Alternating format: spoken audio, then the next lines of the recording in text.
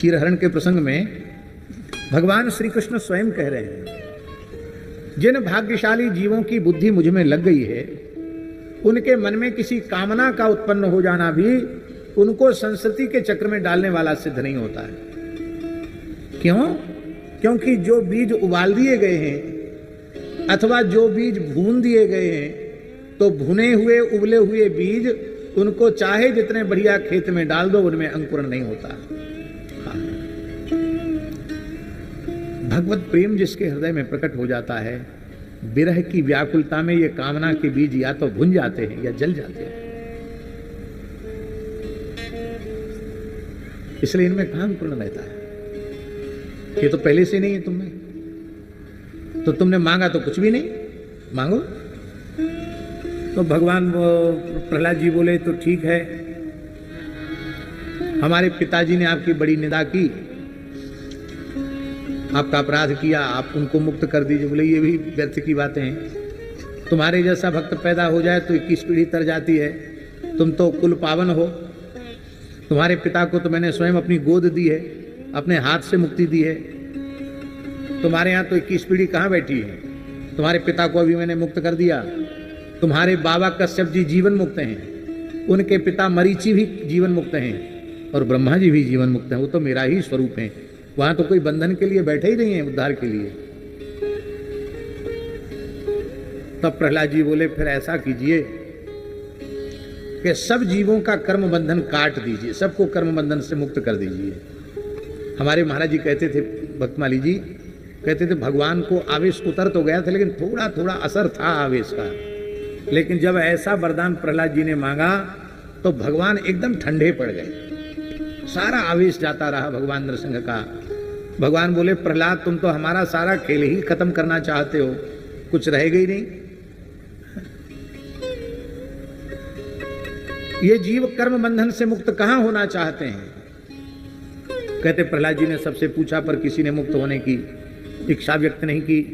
अंत में एक सुअर से पूछा, सुअर ने कहा, वहां बैकुंठ में नाली लौटने के लिए मिलेगी कि नहीं?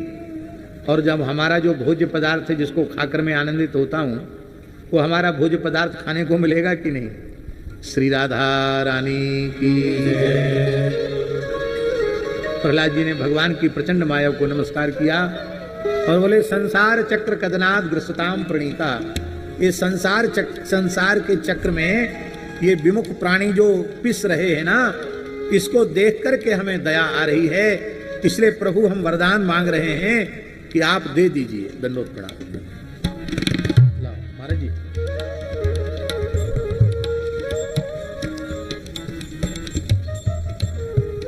दे दीजिए। भगवान ने कहा, जरूर देंगे, जन कहूं कछु अदेय नहीं मोरे। तो व्यास जी फिर भगवान ने कहा, त्वाम च माम च स्मरण काले कर्म बंधैर विमुच्यते। मैं वर देता हूं, जो हमारा तुम्हारा स्मरण करेंगे वे जीव कर्म बंधन से मुक्त हो जाएंगे। अनुराग जी, ऐसा वरदान या तो प्रहलाद जी ने मांगा या कलिकाल के भक्तिकाल के भक्तों में मलुकदास जी ने मांगा। मलुकदास जी को जब भगवान श्री राम का प्रत्यक्ष दर्शन हुआ तो उन्होंने भी यही कहा, बहुत पीछे पड़े राम जी के मेरा दर्शन अमोघ है। तब पहला वरदान तो मांगा, सर्वरूप दर्शन नरहरि। हमको आपको छोड़ के दूसरा कुछ दिखे ही नहीं, हम सब जगह आपको ही देखें। बोले, आप तो सब में हमको देखते ही हो।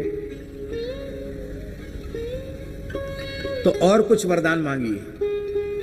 तो श्री मलुकदास जी बोले, संसार के समस्त जीवों को आप प्राप्त हो जाइए, संसार के सभी जीव आपका साक्षात्कार प्राप्त कर लेंगे।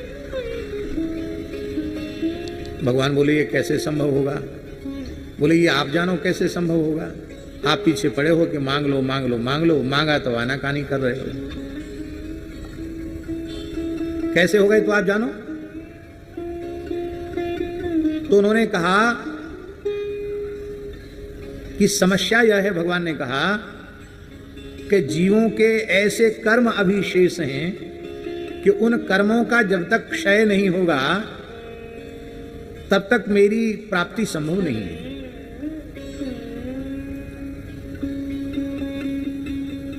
तब तक मेरी प्राप्ति संभव नहीं है।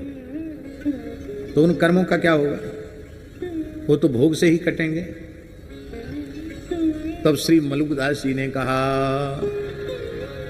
इसकी व्यवस्था हम बना देते हैं।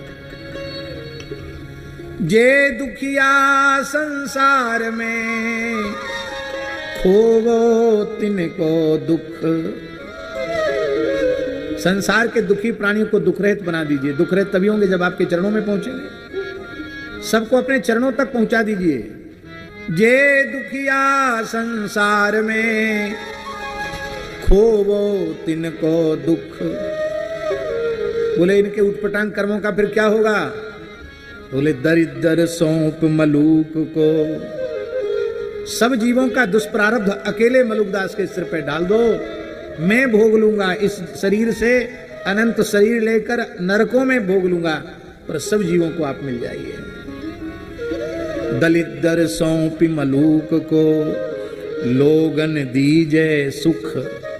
सबको सुखी कर दीजिए, सबको आप प्राप्त हो जाइए। भगवान ने कहा यह संभव नहीं है। कर्म करें उटपटांग दुनिया के लोग और फल भोगे हमारा भक्त, ये उचित नहीं है। लेकिन फिर भी तुमने मांगा है तो मैं प्रसन्न होकर वर देता हूं। जो तुम्हारी वाणी का, तुम्हारे चरित्र का आश्रय लेगा, उस जीव का कर्म बंधन कट जाएगा, वह मुझे अवश्य प्राप्त हो जाएगा। ऐसी अद्भुत वाणी है मलुकदास जी। इस वाणी को भगवान का वरदान प्राप्त है। एक और ऐसे ही भक्त हुए, क्या करें, इतने उदाहरण मन में समझ में आते हैं कि हम कह नहीं सकते। एक और भक्त ऐसे हुए जो चारण जाति के थे, श्री ईश्वरदास जी महाराज, जिनके बारे में प्रसिद्ध है ईश्वरा सो परमेश्वरा। नाभाजी ने बड़े आदर पूर्वक ईश्वरदास जी का नाम लिया है। हरि चरण शरण चारण भगत हरि गायक एता हुआ। हरि चरण शरण चारण भगत हरि गायक एता हुआ, इसमें ईश्वरदास जी का नाम है। इससे पहले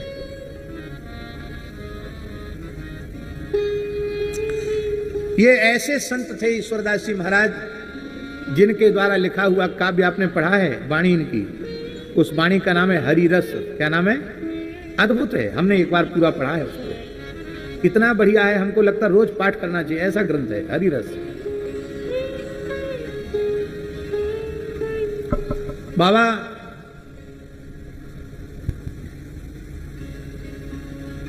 उनका जो भगवत धाम प्रयाण है वो आप में बड़ा, अपने आप में बड़ा अद्भुत है।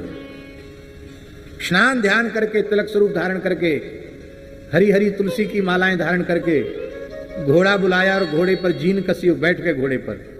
लोगों ने कहा महाराज जी कहां जा रहे हैं? बोलो वैकुंठ जा रहे हैं। और घोड़े को समुद्र में कुदा दिया और आप अश्व के सहित सदैव वैकुंठ गए ईश्वरदास जी महाराज। हम कहना ये चाहते हैं बाबा कि संत की महिमा कितनी विलक्षण होती है। भजन करने वाला सदैव वैकुंठ ध्रुव जी के समान, तुकाराम जी के समान चला गया, आश्चर्य नहीं। उस घोड़े ने कौन सा साधन किया था? केवल उसकी पीठ पर संत चढ़े थे, तो वो घोड़ा भोग योनि में पड़ा हुआ, पशु योनि में पड़ा हुआ जीव भी सदैव वैकुंठ का अधिकारी हो गया। उन ईश्वरदास जी की निष्कामता इतनी अद्भुत थी, उन्होंने अपना सर्वस्व भगवत सेवा, गौ सेवा, संत सेवा में खर्च कर दिया था। कुछ नहीं था ईश्वरदास जी के पास। राजाओं की यजमानी होती चारणों की, वो जाते नहीं थे। कहते द्वारकाधीश का यश गाएंगे कि हाड़ मास के पुतलों का यश गाएंगे? तो कोई कमावे तो है नहीं, खर्च खूब करे तो कुबेर का खजाना खाली हो जाएगा। कुछ नहीं रह गया, कुछ नहीं रह गया। ऐसी स्थिति आ गई कि घर में प्रसाद की समस्या हो गई।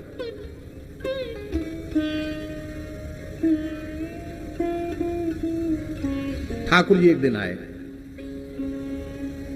2-3 दिन हो गए कुछ खाने पीने को घर में नहीं, सब भजन कर रहे हैं। द्वारकाधीश प्रभु आए भैया जी, और ईश्वरदास जी की गोद में बैठ गए। बोले बाबा हम तेरे ऊपर बहुत राजी हैं, बड़े प्रसन्न हैं, कछु मांग ले। ईश्वरदास जी बोले कुछ नहीं चाहिए। फिर पीछे पड़े, नहीं मांग लो। तो बोले कितनी बार आकर एक ही बात पूछते हो कि मांग लो मांग लो मांग लो मांग लो, क्यों मांग ले? कि जितनी बार हम आते तुम कुछ लेते नहीं तो हमारा दर्शन बेकार चला जाता है, इसलिए मेरा दर्शन की अमोघता सुरक्षित रहे इसके लिए मांग लो। ईश्वरदास जी बोले जरूर मांगेंगे। क्या मांगोगे? बोले मांगते हैं। बोले आज के बाद कभी भी मेरे सामने वरदान मांग लो, यह नहीं कहोगे, यही दे दीजिए। अरे ऐसा क्यों मांग रहे हो भाई? मांगने जांचने की बात सामने मत करना। ईश्वरदास जी ने कहा बर दे के बहु ठगे, सकामी भक्त जाहु फिर। लौट जाओ, चले जाओ। ये वरदान का दाना डाल के कितने लोगों को ठग लिया, हमको नहीं ठग सकते हो, हम ठगाने में आने वाले नहीं। तो मांगने के नाम से, लेने के नाम से इतने डरते क्यों हो? तब श्री ईश्वरदास जी ने पूछा, बोले प्रभु मैं एक बात पूछूं आपसे, आज अकिंचनता की स्थिति में, संसार के लोग जिसे विपन्नता कहते हैं उसकी स्थिति में आपकी ऐसी कृपा हो रही है कि आप साक्षात द्वारकाधीश हमारी गोद में आकर बैठते हैं, अपना सुशीतल कर कमल कपोल पर पधरा कर कहते बाबा कछु ले ले। ऐसी कृपा फिर होगी? ठाकुर जी मौन हो गए। देव देव उत्तर दो। ठाकुर जी ने मुस्कुरा के कहा हमने दे के छुट्टी पाई और भगत लेके छुट्टी पाई, हमें फिर इस प्रकार से आने की क्या आवश्यकता है? बोले इसलिए हम आपसे नहीं मांगते। ठाकुर जी ने अपना प्रश्न पत्र और कठोर किया। ऐसा हुआ एक बार ईश्वरदास जी के जीवन में कि 3 दिन व्यतीत हो गए, उनके घर में अन्न का एक कण नहीं था। चौथे दिन बालक रोएवे लगे। गृहस्थ थे, गृहस्थ भक्त थे ईश्वरदास जी, तो बालक रोएवे लगे। चौथे दिन आपने अपनी पत्नी से कहा कि भजन में विक्षेप हो रहा है, ये बच्चे क्यों रो रहे हैं? बोले भगवान आप तो अपने ज्ञान विज्ञान से धैर्य धारण कर सकते हो, मैं भी धैर्य रख सकती हूं, पर ये छोटे बालक अब इनका धैर्य टूट गया है कि अब भूख सहन नहीं कर सकते हैं, क्या करूं? तब आपने कहा चूल्हा चिता दो, बटलोई चढ़ा दो और अदन धर दो, पानी भर दो। अदन धरना जानते ना, पकाने के लिए जो चावल पानी भरा जाता है। तो इस अदन धरने से बालकों को ये संतोष हो जाएगा कि जरूर कुछ न कुछ बनने वाला है, जब बन जाएगा तो खाने को मिलेगा। तो कुछ देर के लिए तो ये शांति करें बच्चे, कम से कम बालक। और जब धन्य है उनकी पतिव्रता भक्तिमती पत्नी, उसने एक शब्द कहे बिना ऐसा ही किया। और अब द्वारकाधीश हिल गए, अपने पीताम्बर में खिचड़ी का सामान सोंझ बांध कर लाए। गोविंद हरे मुरारे, हे नाथ नारायण वासुदेव कीर्तन कर रहे हैं। और ठाकुर जी ने स्वयं बटलोई में अदन में दाल चावल छोड़े, अपने हाथ से खिचड़ी बनाई और बोले वो आंख खोल के जीम तो ले हो, बोलो वृंदावन बिहारी। फिर किसी वस्तु का अभाव नहीं रह गया उनके यहाँ। इसलिए उत्तम पक्ष है कि कुछ न मांगना, लेकिन न मांगने से क्या होगा? न मांगने से तो बड़ी समस्या हो जाएगी, भगवान के दर्शन की महिमा घट जाएगी। श्री हनुमान जी महाराज की जय, अयोध्या नाथ की जय, जय जय श्री सीताराम।